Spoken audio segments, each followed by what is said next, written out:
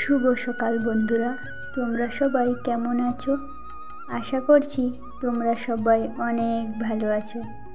আর তোমাদের আশীর্বাদে আমিও কিন্তু অনেকটাই ভালো আছি। আর এখন বাজে সকাল 6টা। আর জানো তো, অন্য দিনের চেয়েও আজও কিন্তু আমি একটু দেরি করে ঘুম থেকে উঠেছি। কেন বলো তো?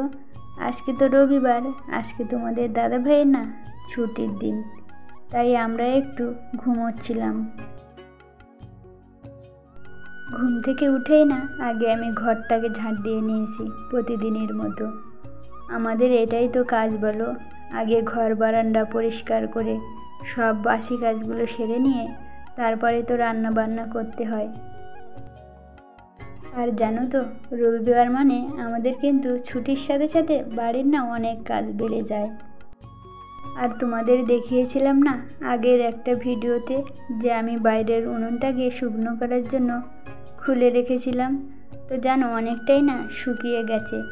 আজকে ভাবছি রবিবার, আজকে তো সকালে তাড়া নেই, তার জন্য একটু রান্না করতে দেরি হলেও কোনো ক্ষতি নেই, বাইরেই রান্না করে নেব। আর বাইরে রান্না করলে না আমাদেরও একটু গ্যাস সাশ্রয় হবে। গ্যাসের কি দাম বলো তো?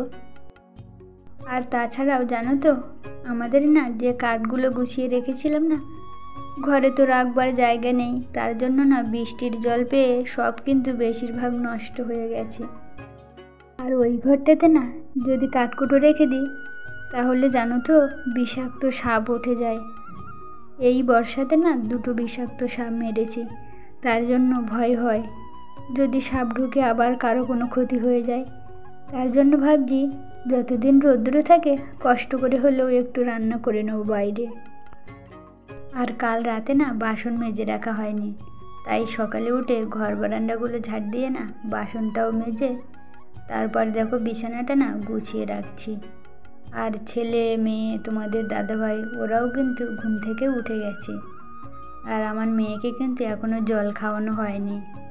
আমি বিছানাটা ভালো করে গুছিয়ে নিয়ে তারপরে না মেয়েকে একটু জল খাওয়াবো। আর ছুটির দিন না, তার জন্য কাজ করতে একটু দেরি হয়ে যায়। আর তোমাদের বলেছিলাম না আমাদের ভাদ্র মাসটা ঘরটা ঝাড়া হয়নি। আর আজ তো রবিবার, তা তোমাদের দাদাভাই বলছিল সকালে যে আজকে ঘরটা না ঝাড়তে হবে। তারপর হঠাৎ কি মনে হলো শরীরটা নাকি খারাপ লাগছে, তার জন্য বলছে যে আজকে করতে হবে না, সামনের রবিবারে পরিষ্কার করে নেব। আমাদের না এ মাসটা খুব একটা ভালো কাটছে না। আর এই যে শাড়িটা দেখছো না, পাশের বাড়ির একজন না সেলাই করতে দিয়ে গেছে। আমি তো আগে মেশিনে না কাজ করতাম, কিন্তু এখন তেমন আর কাজ পাই না। আগে দোকানের যে হালকাতার ব্যাগ হতো, এই যে ব্যাগটা দেখছো, এরকম ধরনের ব্যাগ না সেলাই করতাম। 12টা সেলাই করলে 50 পয়সা, 1 টাকা এরকম করে দিত। তবু করতাম, কি করব বলো, কাজ না থাকলে। কিন্তু করোনার পর থেকে না সেটাও বন্ধ হয়ে গেছে। আর তাছাড়া কি জানো তো, ঘরে এই যে 2টো বাচ্চা রয়েছে, এদেরকে সামলাতে সামলাতে না আমার কখন যে দিন শেষ হয়ে যায় আমি নিজেও জানি না। এই যে দেখো জল খাওয়াতে বসেছি, কতক্ষণ হয়ে গেছে, কিন্তু একটা না একটা লেগেই আছে। এটা করে দাও, সেটা করে দাও। আমি কিন্তু ওকে বলছিলাম জল খেলে না বাহুবলী হওয়া যায়, তাই ওকে না হাত উঁচু করে দেখাচ্ছিলাম। তারপর ও একটু খেতে চাইছিল, কিন্তু তার আগে না খেতেই চাইছিল না। আর তোমাদের দাদাভাই বাড়ি থাকলে না আমাদের রবিবারের কাজ সারাদিনও শেষ হয় না।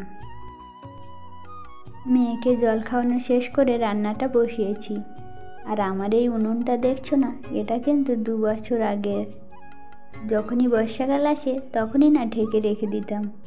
তো অন্য বছরের চেয়ে এবছরে না একটু জল বেশি পেয়ে গেছে, তার জন্য এতদিন ধরে এখনও কিন্তু ভালো করে শুকনো হয়নি। আর হাঁড়িতে কালি লেগে যাবে বলে কাদা লেপেই আমি রান্না করি। এখন কিন্তু সকাল 9টা বেজে গেছে, আর আমাদের রান্নাও হয়ে গেছে। তোমরা দেখলে যে বাইরের উনুনে ভাত করেছিলাম, আর ঘরের গ্যাসে কিন্তু আমি বেগুন ভাজা, ভেন্ডি ভাজা, কাঁকরোল ভাজা, 3 রকমের ভাজা করে সবাইকে খাওয়ানোও হয়ে গেছে। একটু আগেই কিন্তু মেয়েকে খাইয়ে উঠলাম।